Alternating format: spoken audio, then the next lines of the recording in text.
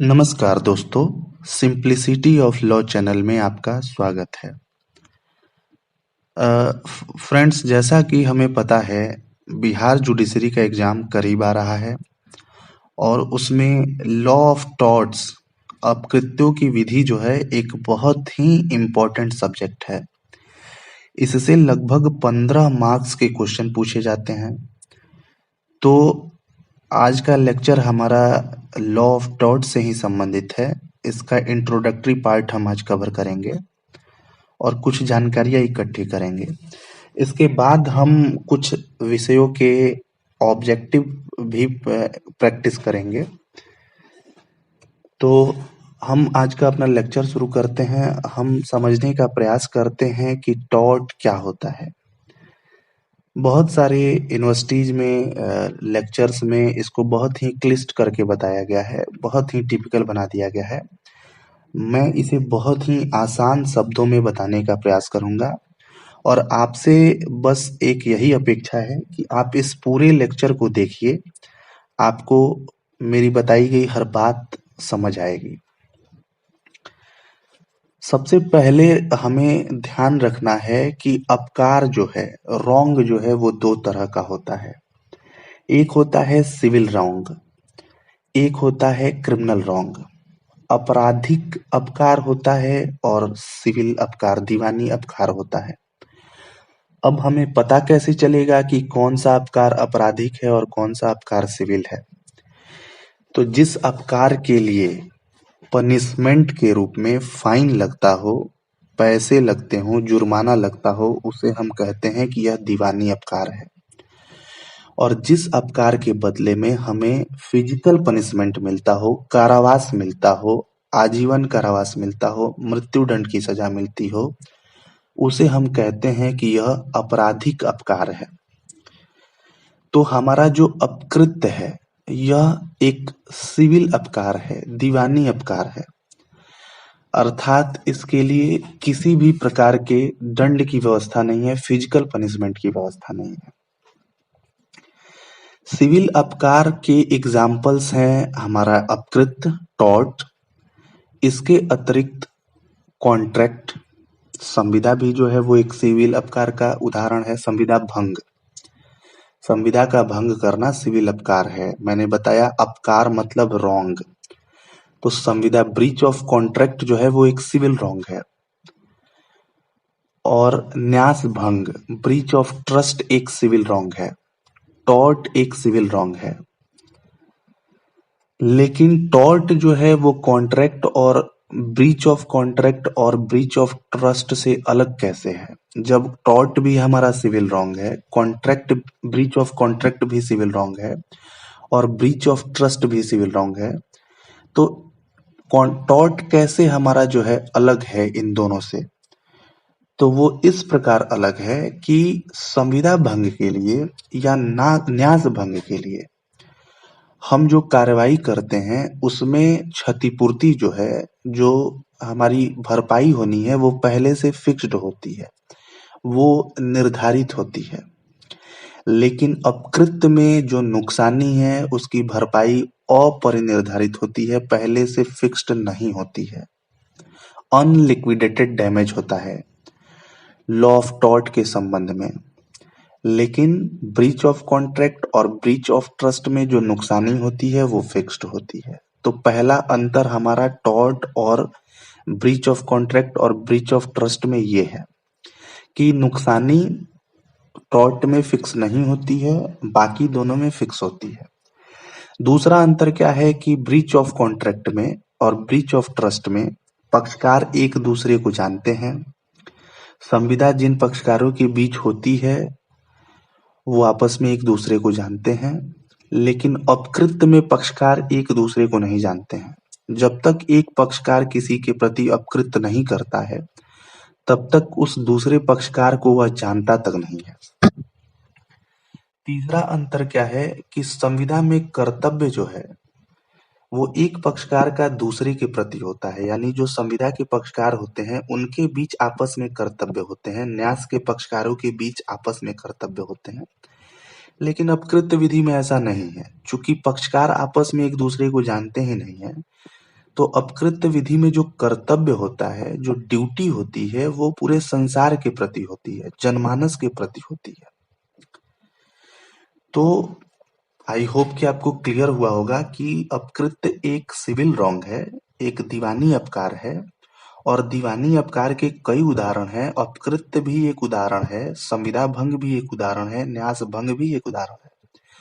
तो अपकृत्य कैसे संविदा भंग और न्यास भंग से अलग है, यह मैंने आपको बता दिया। अपकृत्य में जो नुकसानी है वो पहले से निर्धारित नहीं रहती है, संविदा भंग और न्यास भंग में निर्धारित होती है। अपकृत्य में पक्षकार एक दूसरे को नहीं जानते हैं, संविदा भंग और न्यास भंग में पहले से उनका परिचय होता है। और अपकृत्य में जो ड्यूटी होती है वो पूरे संसार के प्रति होती है, जबकि संविदा भंग और न्यास भंग में पार्टीज के बीच ड्यूटी होती है। अब अपकृत्य जो है वो टॉर्ट जो है वो लैटिन वर्ड टॉर्टम से बना हुआ है। तो टॉर्ट का अगर हम इंग्लिश में ही साइनोनिम्स ढूंढें तो टॉर्ट का मतलब होता है रॉन्ग, कुछ गलत करना, कुछ वक्र करना, ट्विस्टेड करना, दृष्टतापूर्ण कोई काम करना, विक्ट। अच्छा, कार्य ऐसे होते हैं, वक्र ऐसा होता है, कुछ गलत ऐसा किया जाता है जिससे किसी दूसरे के विधिक अधिकार का उल्लंघन हो। पूरा का पूरा टॉर्ट जो है वो इसी पर डिपेंड करता है कि क्या किसी व्यक्ति के कर्तव्यों के ब्रीच होने से कोई व्यक्ति अपने कर्तव्यों का उल्लंघन करता है तो दूसरे व्यक्ति के अधिकारों का हनन होता है या नहीं, इस पर पूरा का पूरा अपकृत्य केंद्रित है। और किस प्रकार के अधिकार का उल्लंघन होता है? विधिक अधिकार। यदि किसी व्यक्ति के कर्तव्यों से दूसरे व्यक्ति के विधिक अधिकार का उल्लंघन नहीं होता है तब तक मामला अपकृत्य का नहीं माना जाता है। अधिकार भी दो तरह के होते हैं, विधिक अधिकार और नैतिक अधिकार। यदि किसी व्यक्ति के किसी कृत्य से किसी व्यक्ति के नैतिक अधिकार का उल्लंघन होता है तो उसे अपकृत्य विधि के अंतर्गत नहीं माना जाता है। अपकृत्य होने के लिए आवश्यक है कि किसी व्यक्ति के कार्यों से दूसरे व्यक्ति के विधिक अधिकार का उल्लंघन होता हो। अब यह क्या है, विधिक अधिकार का उल्लंघन होना क्या है? इसको हमारे भारतीय संविधान में भी संजोया गया है, समाहित किया गया है। भारतीय संविधान का आर्टिकल 32 सुप्रीम कोर्ट को रिट निर्गत करने का आदेश देता है और भारतीय संविधान का आर्टिकल 226 हाई कोर्ट को एम्पावर करता है कि जब कभी भारतीय नागरिकों के विधिक अधिकारों का उल्लंघन हो तो उनकी सुरक्षा की जाए। विधिक अधिकार को एक एग्जाम्पल से हम समझते हैं। हमारा टॉर्ट का सबसे पहला और इम्पोर्टेंट केस है एसबी बनाम वाइट, उबी जस इबी रिमीडियम। जहां अधिकार है वहां उपचार है। अर्थात यदि आपके पास वो अधिकार है और उस अधिकारों के उल्लंघन होने पर कोई उपचार ही ना हो, उस अधिकार को प्रभावपूर्ण बनाने का कोई साधन ही ना हो, तो ऐसे अधिकारों को लेकर हम क्या करेंगे? तो एसबी बनाम वाइट का मामला है। इसमें एक चुनाव अधिकारी था। चुनाव अधिकारी के पास एक व्यक्ति जब मत देने गया तो उसने उसके मत को लेने से मना कर दिया भूलवश। व्यक्ति मतदाता सूची में व्यक्ति का नाम था और वो एलिजिबल भी था कि उसका नाम मतदाता सूची में हो, लेकिन चुनाव अधिकारी ने भूलवश उसका मत लेने से अस्वीकार कर दिया। उसे लगा कि इसका नाम मतदाता सूची में नहीं है। हालांकि जिस व्यक्ति को जिस प्रतिनिधि को वोट करने गया था उसका वो प्रतिनिधि फाइनली जो है जीत गया, विजयी हुआ। इससे अगर देखा जाए तो व्यक्ति को कोई विशेष हानि, वास्तविक हानि नहीं हुई। व्यक्ति की जो मंशा थी वो पूरी हुई, वो जिसे वोट करना चाहता था वो जीत भी गया, परंतु इसे वोट देने से वंचित कर दिया गया।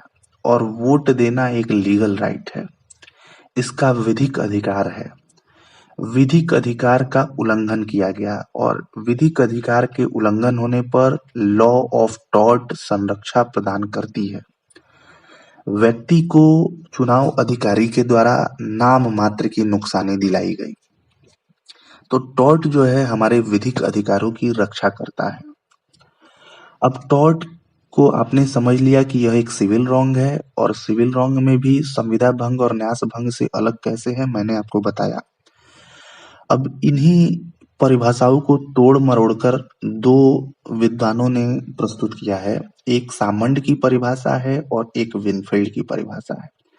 परिभाषा बहुत ही आसान है, बस दिमाग में कुछ शब्दों को रखना है। मैं सामंड की परिभाषा बताता हूँ। मैंने जो अभी समझाया है उसी पर बेस्ड यह परिभाषा है। सामंड कहते हैं कि अपकृत्य एक दीवानी अपकृत्य है, सिविल रॉन्ग है। और सिविल रॉन्ग है तो अगर सिविल रॉन्ग हो गया तो इसके लिए उपचार क्या है, रेमेडी क्या है? तो इसके लिए उपचार यही है कि सामान्य विधि में अपरिनिर्धारित नुकसानी की कार्रवाई की जाए। मैंने आपको बताया कि टॉर्ट में नुकसानी पहले से कैलकुलेटेड नहीं होती है, अनिश्चित होती है। सामंड भी यही बात बताते हैं कि अपकृत्य एक सिविल दोष है, एक सिविल अपकृत्य है, जिसका उपचार क्या है, तो सामान्य विधि में अपरिनिर्धारित नुकसानी की कार्रवाई की जाए। और यह संविदा भंग, न्यास भंग तथा सामयिक अधिकार का उल्लंघन नहीं है, ऐसा सामंड ने कहा। फिर से मैं इनके डिफिनेशन को रिपीट कर देता हूँ। अपकृत्य एक सिविल रॉन्ग है जिसके लिए रेमेडी जो है अनलिक्विडेटेड डैमेज है, और यह breach of contract, breach of trust और सामयिक अधिकार के उल्लंघन से डिफरेंट है। यह सामंड की परिभाषा है। विनफील्ड की परिभाषा क्या है?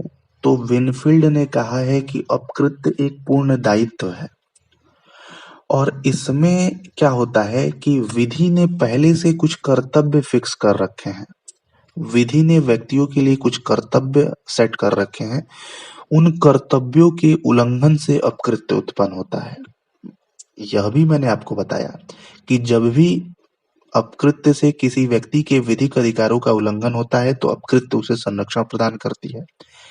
इस कंसेप्ट को लेकर विनफील्ड ने अपनी डिफिनेशन बना दी। विनफील्ड का कहना था कि अपकृत्य एक पूर्ण दायित्व है और इसमें विधि द्वारा पहले से निर्धारित कर्तव्य भंग से यह उत्पन्न होता है। और यह कर्तव्य किसके प्रति होता है? तो मैंने बताया कि जन सामान्य के प्रति होता है। संविदा भंग में कर्तव्य संविदा के पक्षकार के प्रति होता है, लेकिन अपकृत्य में कर्तव्य जन सामान्य के प्रति होता है। और इन कर्तव्य को उल्लंघन के लिए उपचार क्या है? तो अपरिनिर्धारित नुकसानी, क्षतिपूर्ति, प्रतिकर के लिए वाद चलाना। सामंड और विनफील्ड की डिफिनेशन में को मैं कंपेयर कर देता हूं, आप इसे अपने दिमाग में बिठा लीजिए। सामंड ने कहा है कि अपकृत्य एक सिविल रॉन्ग है और इसके लिए रेमेडी क्या है, तो सामान्य विधि के अंतर्गत अपरिनिर्धारित नुकसानी की कार्रवाई करना, और यह संविदा भंग, न्यास भंग और सामयिक अधिकारों के उल्लंघन से भिन्न है। जबकि विनफील्ड साहब का कहना है कि यह एक पूर्ण दायित्व है जिसमें विधि द्वारा निर्धारित कर्तव्यों के उल्लंघन से यह उत्पन्न हो जाता है, और यह कर्तव्य जन सामान्य के प्रति होते हैं। और इस उल्लंघन, जो कर्तव्य का उल्लंघन हुआ है, उसके लिए रेमेडी क्या होती है? तो अपरिनिर्धारित नुकसानी, क्षतिपूर्ति या प्रतिकर के लिए वाद चलाना। अर्थात देखा जाए तो कीवर्ड अगर हम पकड़ें तो सामंड ने इसे सिविल रॉन्ग बताया था और उपचार बताया था अपरिनिर्धारित क्षतिपूर्ति की कार्रवाई, जबकि विनफील्ड ने इसे विधि द्वारा निर्धारित कर्तव्य का उल्लंघन के रूप में परिभाषित किया है। परिसीमन अधिनियम 1963, जो लिमिटेशन एक्ट 1963 है, उसकी धारा 2M में भी टॉर्ट को डिफाइन किया गया है और बताया गया है कि अपकृत्य एक सिविल दोष है जो केवल संविदा भंग या न्यास भंग नहीं है। तो ये सारी परिभाषा जो है मेरे कंसेप्ट के इर्द गिर्द है। मैंने आपको स्टार्टिंग से ही बताया कि टॉर्ट एक सिविल रॉन्ग है, क्रिमिनल रॉन्ग नहीं है। और सिविल रॉन्ग में और सारे एग्जाम्पल्स हैं, breach of contract, breach of trust, लेकिन यह उनसे कैसे भिन्न है यह मैंने आपको बता दिया। अब अपकृत्य के लिए जो इसेंशियल एलिमेंट है, दो तीन बातों को देखकर आप बता सकते हैं कि यह टॉर्ट है। तो सबसे पहली बात है कि जो प्रतिवादी है उसकी तरफ से कोई चूक, भूल या कृत्य होनी चाहिए, कोई गलत कार्य होना चाहिए प्रतिवादी की ओर से, और इस कार्य से किसी व्यक्ति के विधिक अधिकार का उल्लंघन होना चाहिए। और इस विधिक अधिकार के उल्लंघन के बाद उपचार के रूप में अपूर्वनिर्धारित नुकसानी की कार्रवाई होनी चाहिए। ये 3 इसेंशियल एलिमेंट हैं टॉर्ट्स के। प्रतिवादी की ओर से कोई रॉन्ग होना चाहिए, इस रॉन्ग से किसी के लीगल राइट का वायलेशन होना चाहिए और इस वायलेशन के लिए रेमेडी जो है वो अनलिक्विडेटेड डैमेज होना चाहिए। ठीक है। अब यहाँ पर प्रश्न यह है कि यह तो हमने फैक्चुअल रूप में डिफिनेशन देख लिया, लेकिन लिखना हो तो हम क्या लिखते हैं कि वे सभी आचरण जो दूसरे के विधिक अधिकारों में हस्तक्षेप करते हैं वे कानून में अपकृत्य माने जाते हैं। यह बहुत ही बढ़िया डिफिनेशन है। आपके वे सभी कंडक्ट जो दूसरे के विधिक अधिकारों में हस्तक्षेप करते हैं वे कानून में अपकृत्य माने जाते हैं। तो आई होप कि आपने अपकृत्य को समझा कि यह एक सिविल रॉन्ग है और कैसे ब्रीच ऑफ कॉन्ट्रैक्ट और ब्रीच ऑफ ट्रस्ट से भिन्न है। सामंड की परिभाषा को समझा, विनफील्ड की परिभाषा को समझा और लिमिटेशन एक्ट 1963 की परिभाषा को समझा। इसी क्रम में हमने एसबी बनाम वाइट के मामला को भी देख लिया। उसमें वास्तविक हानि नहीं हुई थी व्यक्ति को, लेकिन उसके विधिक अधिकार का उल्लंघन हो गया था और विधिक अधिकार के उल्लंघन को ही प्रोटेक्ट करने के लिए लॉ ऑफ टॉर्ट्स काम करता है। इसके अतिरिक्त आपने कानूनी परिभाषा देखी कि आपके जिस आचरण से किसी व्यक्ति के विधिक अधिकार का उल्लंघन होता है उसे हम अपकृत्य कहते हैं। अपकृत्य का आपने इसेंशियल एलिमेंट भी देख लिया। अब सवाल यह है कि वह मानक क्या है, वह पैमाना क्या है, वह स्टैंडर्ड क्या है जिससे हम पता करें कि कोई क्षति जो है वो विधिक क्षति है या नहीं, कोई डैमेज जो है वो लीगल डैमेज है या नहीं, यह हमें कैसे पता चलेगा। तो इसके लिए टॉर्ट में ही 2 सूत्र बना दिया गया है। कोई क्षति विधिक क्षति है या नहीं, इसे इन 2 सूत्रों से समझा जा सकता है। इन 2 स्केल्स पर जो है पता लगाया जा सकता है, इन 2 स्टैंडर्ड्स से मेजर किया जा सकता है कि कोई डैमेज जो है वो लीगल डैमेज है अथवा एक्चुअल डैमेज है। तो वो दोनों सूत्र बहुत ही इंपॉर्टेंट है, हमेशा प्रायः एग्जाम्स में पूछे जाते हैं। पहला है इंजुरिया साइन डेमनो, बिना हानि के क्षति, और दूसरा हमारा है सूत्र डैमनम साइन इंजुरिया, बिना क्षति के हानि। क्षति भी 2 प्रकार की होती है, विधिक क्षति और वास्तविक क्षति। विधिक क्षति में आपको वास्तविक हानि नहीं होती है। जैसे किसी को अपशब्द कह दीजिए तो उसको एक्चुअल क्या डैमेज होता है, कुछ नहीं जाता है उसका। कहते भी हैं लोग कि तुम्हारा मुंह खराब हुआ तो मुझे गाली दे दिए, मेरा क्या जा रहा है। किसी के कंधे को हल्का सा स्पर्श कर देना, इससे उसको क्या हुआ, एक्चुअल डैमेज उसका कुछ भी नहीं हुआ, लेकिन उसका लीगल डैमेज हो गया। किसी को अपशब्द कहते हैं, उसकी रेपुटेशन खराब हो गई, उसका इमेज, उसकी प्रेस्टीज सोसाइटी में खराब हो गई। किसी के शरीर को अनावश्यक छू रहे हैं, यह उसके लीगल राइट का वायलेशन है, उसे राइट टू फ्रीडम है। तो पहला जो हमारा फॉर्मूला है इंजुरिया साइन डेमनो, अर्थात बिना हानि के क्षति। इसका मतलब क्या है कि व्यक्ति को वास्तविक, अच्छा, बिना हानि के क्षति, जिस शब्द के पहले बिना लगा हो उस शब्द पर कम फोर्स करना है। कहने का मतलब यह है कि बिना हानि के क्षति का मतलब है बिना हानि, मतलब वास्तविक नुकसानी नहीं हुई है, व्यक्ति को विधिक क्षति हो गई है। ठीक है। इसमें एसबी बनाम वाइट का मामला जो है बहुत ही लीडिंग जजमेंट था। इसका ओरिजिन वहीं से हुआ था। व्यक्ति को कोई भी वास्तविक हानि नहीं हुई थी, लेकिन उसके लीगल राइट का वायलेशन हो गया था। एक केस और था इसमें, municipal board of Agra versus Sarfilal. इसमें भी सेम कहानी एसबी बनाम वाइट की तरह दोहराया गया था। एक केस था मार्जेटी बनाम विलियम्स। इसमें क्या था कि जो वादी था उसका बैंक में पर्याप्त पैसा जमा था, उसके द्वारा चेक देने पर भी बैंक द्वारा भुगतान नहीं किया गया। हालांकि इसमें भी वादी को कोई वास्तविक नुकसानी नहीं हुई थी। वाद के फैक्ट इस प्रकार थे कि वादी को कोई वास्तविक नुकसानी नहीं हुई थी, परंतु फिर भी उसके विधिक अधिकारों का उल्लंघन हुआ। उसे बैंक में रखे हुए अपने पैसे को प्राप्त करने का विधिक अधिकार था, अतः उसे जो है प्रतिकर दिलाया गया।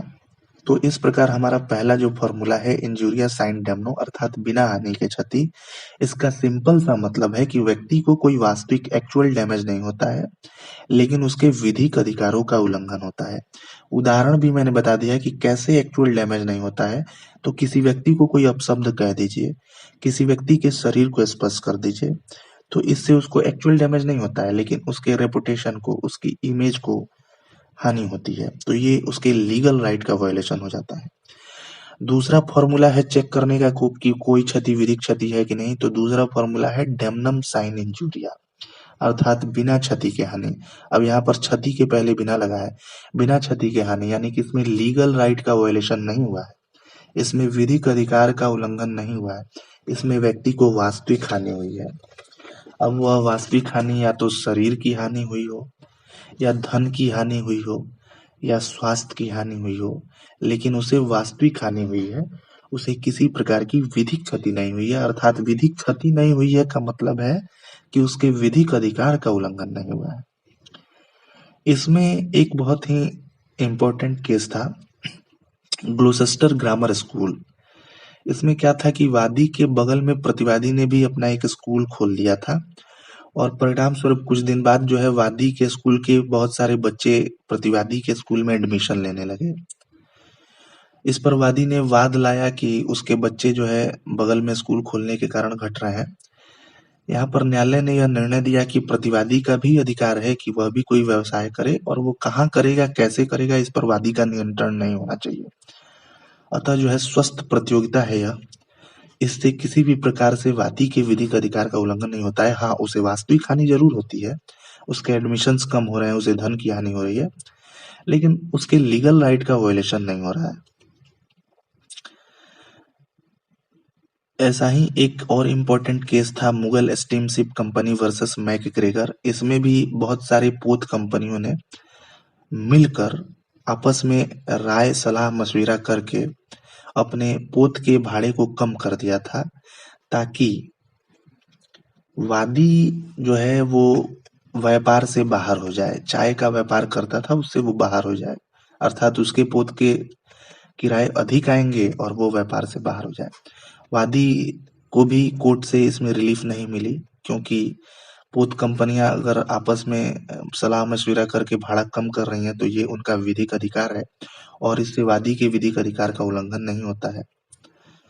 इसके अतिरिक्त भी कुछ इंपॉर्टेंट केस लॉज इससे संबंधित हैं, जैसे mayor of Bradford corporation versus pickles, Usha वेन versus Bhagya Lakshmi Chitra Mandir, town area committee versus Prabhudayal, Sitaramaiah versus Mahalakshmi. इन सब वादों में व्यक्ति के वास्तविक हानि हुई थी, परंतु उसके विधिक अधिकार का किसी प्रकार से उल्लंघन नहीं हुआ था, इसलिए कोर्ट ने जो है इन सब मामलों में वादी को कोई रिलीफ नहीं दिया। अब हमारा लेक्चर ये ज्यादा बड़ा हो जाएगा, इसलिए हम आज इस क्लास को यहाँ पर बंद करते हैं। आगे के लेक्चर में हम बिना दोष पर आधारित, अर्थात आपका दोष भी नहीं है और आप अपकृत्य विधि के अंतर्गत जो है लाइबल है, आपको माना जाता है कि आपने अपकृत्य कारित किया है और आपसे रेमेडी दिलवा दी जाती है, तो इसके भी दो फॉर्मूलाज हैं जिनमें इसको अडॉप्ट किया गया है। बिना दोष पर आधारित दायित्व, कठोर दायित्व और पूर्ण दायित्व, अर्थात बिना दोष पर आधारित कठोर दायित्व और बिना दोष पर आधारित पूर्ण दायित्व। कठोर दायित्व को पूर्ण दायित्व क्यों नहीं कहते हैं? क्योंकि उसमें कुछ अपवाद भी होते हैं, जबकि पूर्ण दायित्व के सिद्धांत में किसी प्रकार का अपवाद नहीं है। तो आगे के लेक्चर में हम और भी इम्पोर्टेंट टॉपिक कवर करेंगे, और इसके बाद हम कुछ MCQ सॉल्व करेंगे ताकि बिहार जुडिशरी में बेनिफिट हो। तो आज का अपना लेक्चर यहीं पर खत्म करते हैं। आशा करता हूं कि आपको यह अच्छा लगा होगा। आप जो है अगर आपके कोई भी क्वेश्चन है तो कमेंट बॉक्स में पूछना ना भूलें। चैनल को सब्सक्राइब करें, दोस्तों के साथ शेयर करें, लाइक करें। Thank you, have a nice time.